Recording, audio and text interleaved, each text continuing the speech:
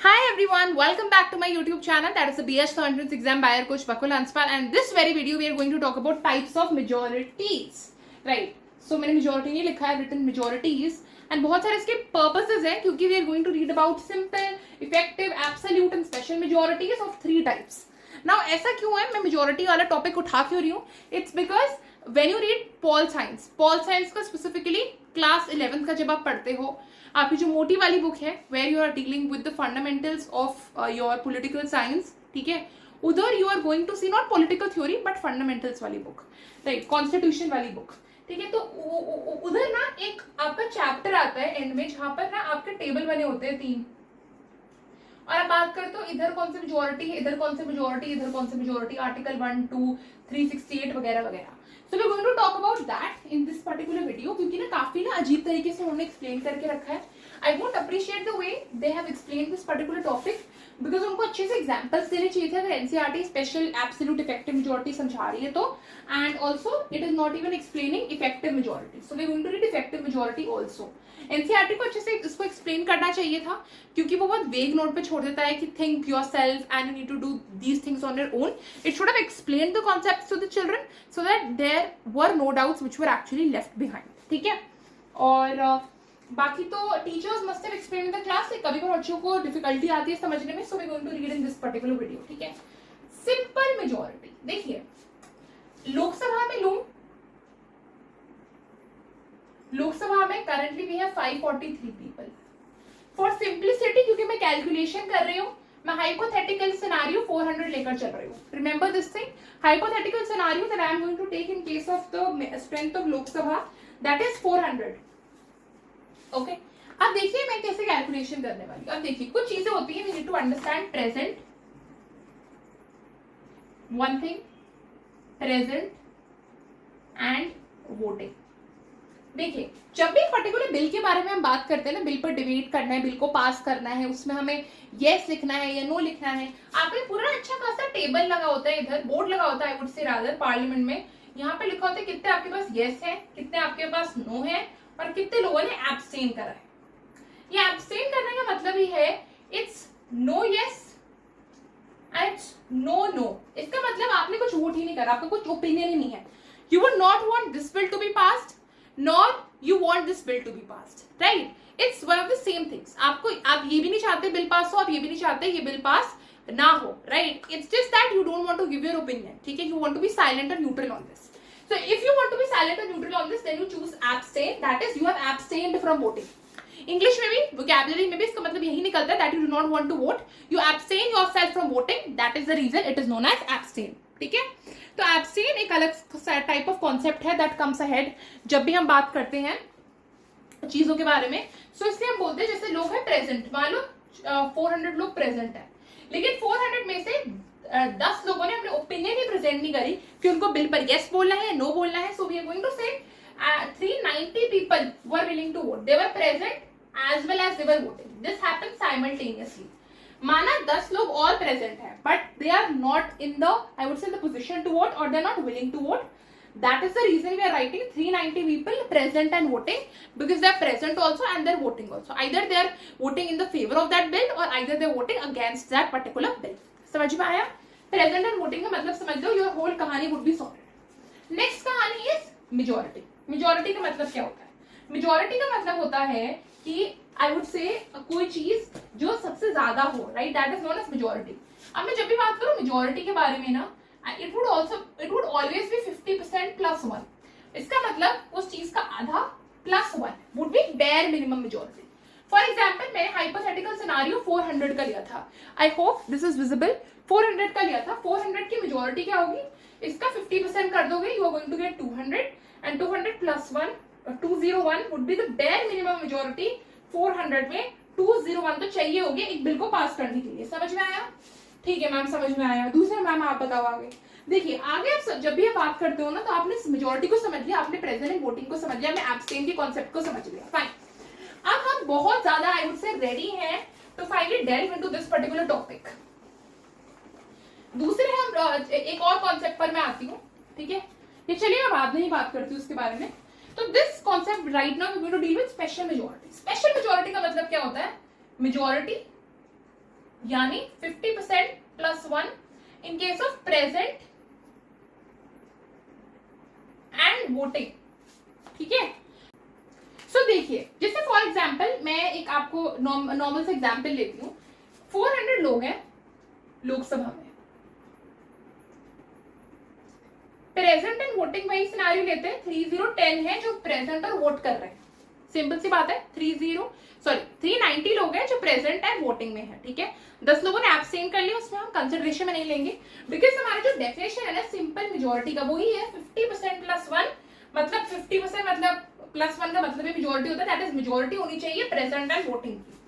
Fine, अब देखिए जब मैं बोल रही हूँ 390, तो मैं देखूंगी कि यार जो 390 लोग हैं ना प्रेजेंट एंड वोटिंग, उसका मेरे पास मेजोरिटी होना चाहिए। अगर वो मेरे पास मेजोरिटी है तो उनकी बात मानी जाएगी। चलो मैं क्या बोल रही हूँ, let's understand this very thing, right. So the thing over here is, जैसे लेट्स सपोज मैं बात कर रही हूँ, इसका 50% कितना होगा? 2 1 2, 2 9 18, 5 195 would be 50%, and majority 50% plus 1, 196 bare minimum majority होगी 390 की, अगर मुझे इस बिल को पास करना है। समझ में आया? चलिए इस 390 में से आप मान लीजिए जो 290 लोग हैं ये इसके फेवर में थे बिल के, और जो बाकी के 100 लोग थे ये नॉट इन फेवर में। ठीक है, ये एक सिनारियो मान लीजिए आउट ऑफ दिस 390 पीपल। अब 390 में से आई होप इट्स विजिबल, 290 फेवर में थे और 100 फेवर में नहीं थे, लेकिन ये जो 290 लोग थे उन्होंने जो बेयर मिनिमम 196 था उसको क्रॉस कर दिया, तो इसका मतलब क्या होगा, इनकी बात मानी जाएगी, बिल डेफिनेटली पास होगा। ठीक है, लेकिन ये जो 100 लोग थे, 100 लोग ने बेयर मिनिमम मेजॉरिटी 196 क्रॉस करे ही नहीं, तो इन that case bill not in favour, इनकी बात नहीं मानी जाएगी और बिल फेवर में ही पास होगा। ठीक है, बिल डेफिनेटली पास होगा, बिल पास नहीं होगा ऐसा जो 100 लोगों का कहना था वो नहीं होगा, बिकॉज उन्होंने बेयर मिनिमम मेजॉरिटी 196 तो करी ही नहीं। ठीक है, ये था कॉन्सेप्ट स्पेशल मेजॉरिटी का। I hope you have understood this kind of concept. I don't know why my blue pen has stopped working suddenly, but anyway, I'm going to deal with black pen only. Fine. Now let's understand next वाला concept, which is effective majority. अब effective majority का मतलब क्या होता है? NCERT hasn't explained this particular term, and I would say क्यों पता नहीं क्यों नहीं कर रखा होगा कि बच्चों में इतनी क्षमता नहीं समझने की, या पता नहीं क्या दिक्कत है। I don't understand. NCERT is very vague opinions. Majority होनी चाहिए of the करंट स्ट्रेंथ। इसका मतलब क्या है ma'am? Current strength, total strength तो समझते हो ना? टोटल स्ट्रेंथ मैंने लोकसभा की इस पूरी वीडियो के लिए हाइपोथेटिकली 400 मानी है। I hope it's visible again. So 400 मानी है, सो दैट मींस कि मेरे पास करंट, मान लो टोटल मेंबरशिप 400 है, उस दिन हमें किसी बिल पर वोट करना था, तो किसी रीजन की वजह से 380 लोग भी थे हमारे पास, 20 people were not available in the house at all. 20 people were, I am again going to repeat, 20 people were not available in the house. ठीक है, अब वो absent थे from the house. In that case 380 क्या हो गई? Current strength हो गई। तो in that case अगर कोई, क्योंकि आपके कॉन्स्टिट्यूशन में क्लॉजेस होते हैं कि किस पर्टिकुलर सिनारियो में इफेक्टिव मेजॉरिटी लगेगी, किस पर्टिकुलर सिनारियो में सिंपल लगेगी, किस सिनारियो में स्पेशल का क्लॉज 3 लगेगा, क्लॉज 2 लगेगा, सबकी चीजें मेंशन हैं।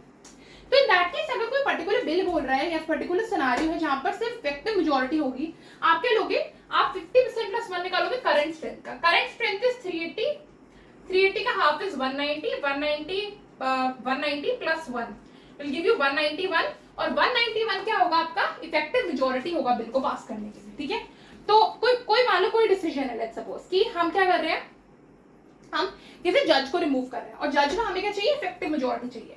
तो इफेक्टिव मेजॉरिटी के केस में मान लो जो 390 लोग हैं उनमें से आपके 281 लोग बोलते हैं कि आपका जो जज है उसको रिमूव कर देना चाहिए, और जो बाकी बचे हुए लोग, again it's kind of maths, I hate maths but still I am doing it anyway. आपका इसमें आ जाएगा 8 16 17 19, हाँ 99 पीपल से द जज शुड नॉट बी रिमूव्ड, ठीक है। जो आपका बेसिक बार मिनिमम मेजॉरिटी था 191 का, वो तो रिमूव वाले लोगों ने क्रॉस कर दिया ना। इन दैट केस जज वुड डेफिनेटली बी रिमूव्ड। ऐसा कोई सिनेरियो नहीं होगा कि जज वुड नॉट बी रिमूव्ड, क्योंकि जो शुड नॉट बी रिमूव्ड वाले लोग थे उनकी तो सिर्फ 99 थे ना, 99 वोट्स थे, और 99 वोट्स में तो बेयर मिनिमम 191 वो क्रॉस ही नहीं कर पाए। सो इन दैट केस ऐसा नहीं होगा कि जज रिमूव नहीं होगा, क्योंकि उनकी बात मानी ही नहीं जाएगी absolutely.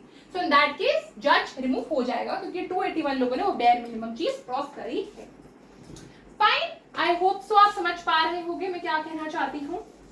I am explaining this बहुत आराम से, बहुत प्यार से to my kids, because I was also once very confuse इस पर, लेकिन मैंने कैलकुलेशंस करी, सोचो समझने के लिए मैंने कैलकुलेशंस करी कि यार क्या ये चीजें मैं क्यों नहीं समझ पा रही, and then after calculations I realized, and ये तब की बात है when I was in class 11, not now ना। एब्सोल्यूट मेजॉरिटी का मतलब होता है कि तब आता है जब आपकी गवर्नमेंट फॉर्म होती है। मैं बोलती हूँ कि यार हमारी गवर्नमेंट हुई, इलेक्शंस हुए थे 2024 में, सेंट्रल गवर्नमेंट 543 थी टोटल सीट्स, लेकिन अगेन इस वीडियो के लिए हाइपोथेटिकल सिनेरियो हमने 400 रखा था, तो 400 में बेसिक आपको 201 तो सीट जीतनी ही पड़ेगी एट एनी कॉस्ट, राइट। एक एब्सोल्यूट मेजॉरिटी बनाने के लिए या फिर सरकार को बनाने के लिए। So in that case this is majority, that is 50% plus 1 of total membership of the house. आपने देखा कितनी चीजें बदल रही हैं। पहले वाले सिनारियो में हमने बोला 50% of present and voting, 50% plus 1 of present and voting.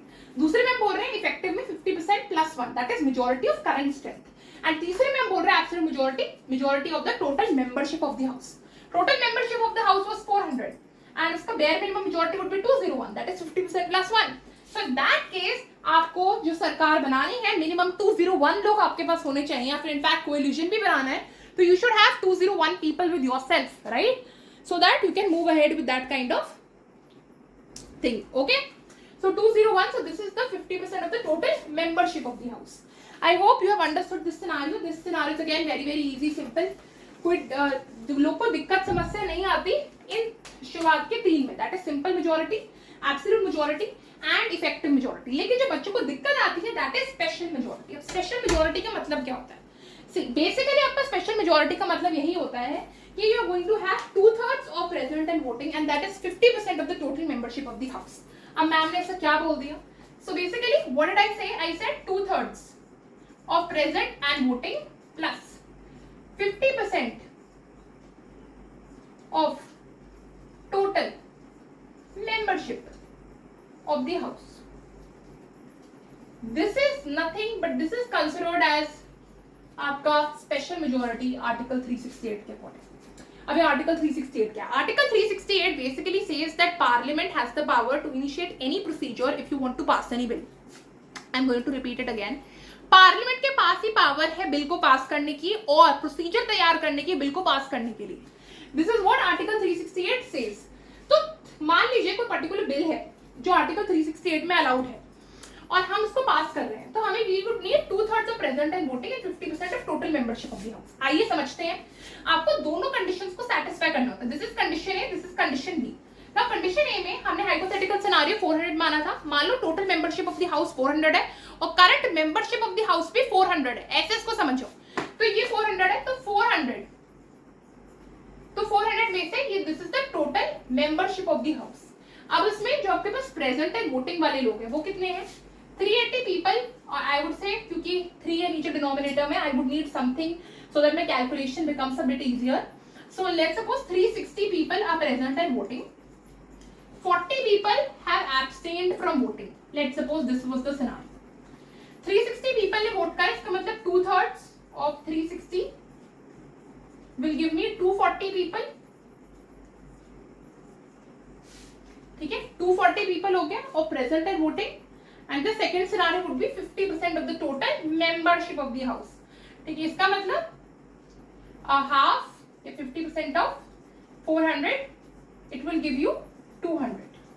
तो देखिए ये जो आपके पास 200 है तो 200 आपके पास लोग आ गए और आपके पास इसमें 240 भी लोग आ गए। लेकिन the thing over here was of the house. ठीक है, ये मैंने दो कंडीशंस निकाल ली। अब उसके बाद अब ये देखिएगा, आई होप इट्स विजिबल। तो उसके बाद अब ये देखिएगा कि कितने लोगों ने बिल के फेवर में वोट करा। तो लेट्स सपोज अगेन 400 लोग थे, ठीक है, एंड 360 थे प्रेजेंट एंड वोटिंग। तो अब मान लीजिए कि 360 लोग में से लेट्स सपोज 220 लोग थे जिन्होंने बिल के फेवर में वोट करा। अब जो 220 लोग थे बिल के फेवर में वोट करा, तब देखोगे ये जो नंबर है ये इन दोनों नंबर से ज्यादा होना चाहिए। दैट इज अगर 220 लोग हैं तो यहाँ पर 240 से ज्यादा होना चाहिए, 200 से ज्यादा होना चाहिए। सिंस ये सिर्फ एक नंबर से ज्यादा है और मतलब एक क्वांटिटी से ज्यादा दूसरी क्वांटिटी से ज्यादा नहीं है, तो दैट केस बिल पास ही नहीं होगा। ठीक है, अब लेट्स सपोज अलग सिनारियो लेते हैं। अगर मान लो इस बिल के फेवर में हमारे पास थे 250 लोग, बिल के फेवर में थे 250 लोग, आई hope it's visible again. So let's suppose 250 लोग थे हमारे पास, एंड 250 लोग में से हमारा जो 2/3 ऑफ प्रेजेंट एंड वोटिंग है, बेयर मिनिमम तो 240 चाहिए ही चाहिए इसमें, तो हमारे पास ये 250 क्रॉस कर रहा है 240, एंड जो 50% of the total membership of the house है, यहाँ पर 200 है, यहाँ पर 250 भी 200 को क्रॉस कर रहा है, that case bill definitely pass होगा। So this is how it actually works. It's the very first scenario of special majority. Special majority में कुछ नहीं करते हैं, बस 2/3 of present and voting ले लेते हैं, 50% of the total membership of the house ले लेते हैं। इन दोनों से हमें जो चीजें मिलती है, जो नंबर्स मिलते हैं, उनको हम एक साइड रख लेते हैं और फिर हम चेक करना स्टार्ट करते हैं कि कितने लोगों ने वो बिल के फेवर में येस करा, नो करा। एब्सटेन को तो देखना ही नहीं है, बिकॉज प्रेजेंट एंड वोटिंग के सिनारियो में हम एब्सटेन को हटा देते हैं। तो कितने लोगों ने फेवर में वोट करा, फिर हम देखते हैं ये नंबर इनसे ज्यादा है, बिकॉज अगर ऐसा हो गया ना कि अगर मान लो यहाँ पर 220 लोग थे, है ना, तो एटलीस्ट वो जो 220 लोग हैं वो इस वाली क्वांटिटी में तो नहीं आ पा रहे ना, जैसे 200 तो कम है, अब 220 लोग है, तो बाकी के 20 लोग किधर चले गए? ठीक है, बाकी के 20 लोग तो इधर आ ही नहीं रहे ना 50% मेजोरिटी में, इसलिए हम कोशिश करते हैं कि जो हमें नंबर मिले वो हमें बैलेंस नंबर मिले। तो let's come to the next part.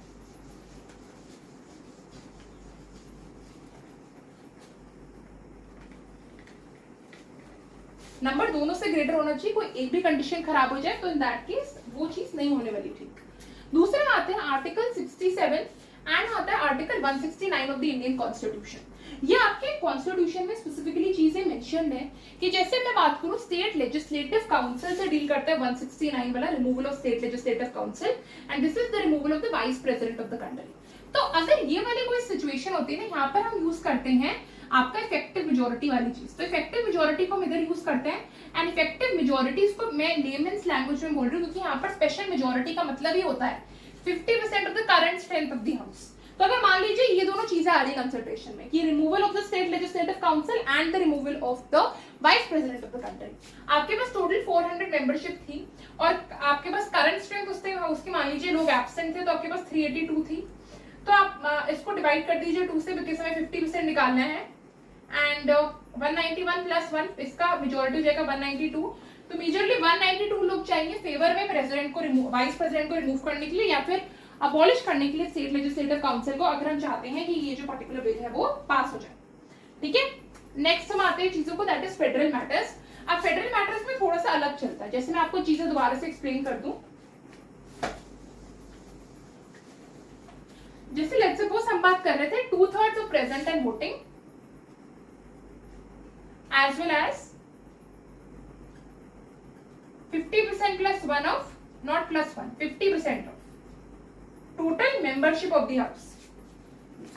400 लोग थे, 50% of total membership 200 हो जाएगा, एंड प्रेजेंट एंड वोटिंग में मान लो अगेन 40 लोग एब्सटेन कर रहे थे, तो सिर्फ 360 लोग थे आपके पास, उसका 2/3 निकाला, you are going to get 240 लोग। तो 240 लोग थे आपके पास 2/3 of present and voting, and 200 लोग थे आपके पास 50% of the total membership of the house. अच्छा, ये कब आता है ये वाली सिनारियो? ये सिनारियो तब आता है जब कोई फेडरल मैटर हो, जब कोई ऐसी चीज हो जो डायरेक्टली आपके सेंटर स्टेट रिलेशंस पर क्वेश्चन कर रही हो। फॉर एग्जांपल मैं बोल रही हूँ जो एजुकेशन है, एजुकेशन हमारा कॉन्करेंट लिस्ट में है। अगर मान लो किसी दिन हाइपोथेटिकली गवर्नमेंट आ जाती है और बोलती है कि एजुकेशन को हम कॉन्करेंट लिस्ट से सेंट्रल वाली लिस्ट में डाल रहे हैं, तो स्टेट गवर्नमेंट बोलेगी ना, जब कॉन्करेंट लिस्ट में हम दोनों ही सेंटर और स्टेट इस पर डिलिबरेट कर रहे थे, इस पर डिसीजंस बना रहे थे एजुकेशन पर, तो क्यों उसको सेंट्रल लिस्ट पे ले जा रहे हो? तो फेडरल मैटर्स का मतलब ही होता है स्टेट और सेंटर के बीच में मैटर्स को ही फेडरल मैटर्स को बोला जाता है। बिकॉज फेडरलिज्म का मतलब ही क्या है? फेडरलिज्म का मतलब इनफैक्ट यही है कि different divisions of the government जब एक साथ मिलकर काम करते हैं, different levels of the government जब एक साथ काम करते हैं, that is known as federalism. Separation of powers का मतलब होता है जब different division of the government एक साथ काम करते हैं, right? On the other hand federalism is different levels of the government काम करते हैं, centre, state, grass root level, और सेपरेशन ऑफ पावर्स में लेजिस्लेटर, एग्जीक्यूटिव एंड जुडिशियरी। ठीक है, तो ये हो गया फेडरल मैटर्स आपके। ठीक है, अब मान लीजिए इस पर्टिकुलर बिल को मैंने एजुकेशन वाली चीज बता रही थी, क्योंकि ये चीज डायरेक्टली फेडरलिज्म पर क्वेश्चन कर रही है, इसलिए जो आपके पास जो स्टेट गवर्नमेंट होगी, स्टेट गवर्नमेंट का भी इसमें रोल आएगा। तो इसका मतलब जब पार्लियामेंट से ये चीजें खत्म हो जाएंगी, 2/3 of present and voting and 50% of the total membership of the house, तो जो आपका स्टेट लेजिस्लेटिव असेंबली से भी पास करवाई जाएगी। हमारे पास टोटल कितनी स्टेट्स है? 28 स्टेट्स है। 28 स्टेट्स में ऑफकोर्स 28 स्टेट लेजिस्लेचर्स होंगे, तो हमें half of the state legislature से रैटिफाई करवानी। इसका मतलब कोई भी 14 स्टेट्स हम ले लेंगे जो मोस्ट इंपॉर्टेंट होंगी इस पर्टिकुलर सब्जेक्ट के लिए, एजुकेशन के लिए, और फिर उन 14 स्टेट से आपका सिंपल मेजोरिटी के थ्रू इसको पास करवाएंगे। अब एग्जांपल लेते हैं, यहाँ पर 240 हो गया, 200 हो गया। अब मान लो इस पर्टिकुलर बिल के लिए कि एजुकेशन को कॉन्करेंट लिस्ट से सेंट्रल लिस्ट में डालना है, 250 लोग आए उठकर और बोला कि हमें ये चेंज चाहिए। अब जो ये 250 लोग हैं, ये 200 से भी ज्यादा है एंड ये 240 से भी ज्यादा है, तो इन दैट केस ये जो बिल है ये बिल हो जाएगा पास। ठीक है। ऑन द अदर हैंड अगर मान लो कि ये जो पर्टिकुलर चीज है ये हो गया 190 है, अगर मान लो 190 लोगों ने बोला होता कि हम चाहते हैं कि जो एजुकेशन मैटर है ये आपका कॉन्करेंट से सेंटर शिफ्ट हो जाए, तो ये नहीं माना जाता बिकॉज 190 इससे भी कम है या 240 से भी कम है।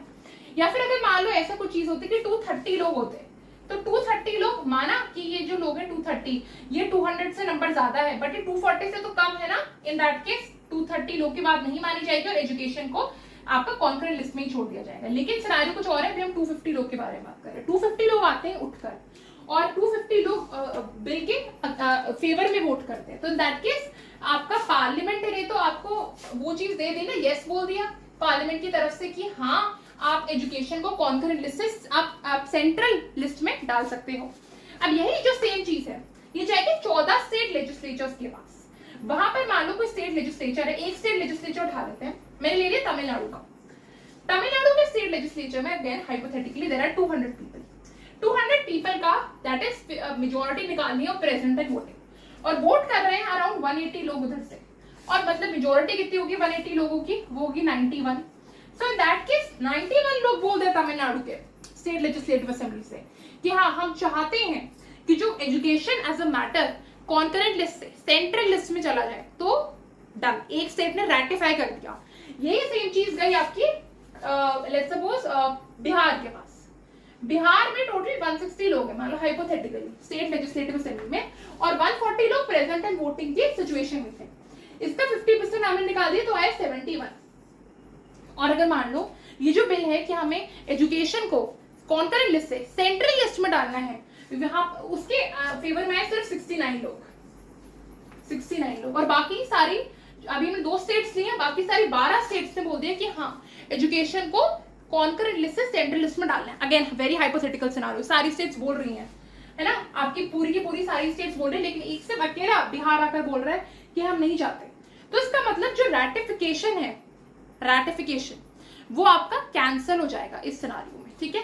अब देखिए काफी डिपेंड करता है आप कौन सी स्टेट्स को पकड़ते हैं, कौन से 14 स्टेट लेजिस्लेचर्स पकड़ते हैं, बट मेजरली हमेशा आपकी सारी स्टेट लेजिस्लेचर्स कंसिडरेशन में ली जाती है। तो अगर मान लो आपकी सारी 28 स्टेट्स को कंसिडरेशन में लिया, अगर एक बिहार ने मना कर दिया और एटलीस्ट 14 स्टेट्स ने तो हाँ बोल दिया, 15 स्टेट्स ने हाँ बोल दिया, तो ये बिल पास करा जाएगा। ठीक है। मेजरली इट हैपेंस कि हम सारी स्टेट्स को कंसिडरेशन में ले सकते हैं, कभी कभार होता है कि हम नहीं लेते, but at the end of the day हम सबको ही लेते हैं बिकॉज सारे इंडिया के यूनियन का पार्ट है एंड सबको इक्वल रिप्रेजेंटेशन मिलनी चाहिए। तो आपके 28 स्टेट लेजिस्लेचर्स के पास ये बिल जाएगा कि एजुकेशन को हमें कॉन्करेंट लिस्ट से सेंट्रल लिस्ट में डालना है। उनमें से 28 में से मान लो 15 ने बोला कि नहीं करेंगे और 13 ने बोला कि कोई बात नहीं कर लो, एजुकेशन को एक लिस्ट से दूसरी लिस्ट में ट्रांसफर कर दो। 13 लोगों ने बोला, फिर ये नहीं माना जाएगा चाहे 13 स्टेट लेजिस्लेचर्स ने बोला, क्योंकि हमें एटलीस्ट 14 स्टेट लेजिस्लेचर्स तो चाहिए। Simple majority by half of the state legislatures there in the country, this is how it actually works. तो हमने बात कर ली सिंपल मेजॉरिटी की इस वीडियो में, बहुत सिंपल है। Effective majority, absolute majority, special majority के 3 टाइप्स, आर्टिकल 368 के अंदर, आर्टिकल आपके 67 एंड 169 वाले सिनेरियोस एंड फेडरल मैटर्स वाले सिनेरियोस। आई होप आपको एग्जांपल्स इसको बहुत अच्छे से समझ में आया होगा। So still if you have any doubts, if you are confused amongst some calculations there in your questions that are coming, even if you're in class 11th and 12th and watching this video, because it's a part of your syllabus of course, 11th में specifically, so you may drop your comments down in the comment section below. You may also DM me with your questions, and we also have a personalized Telegram channel where we deal with all the doubts related to all the competitive exams. So you may drop all those things over there as well. So for now, do like, share, comment and subscribe to my YouTube channel.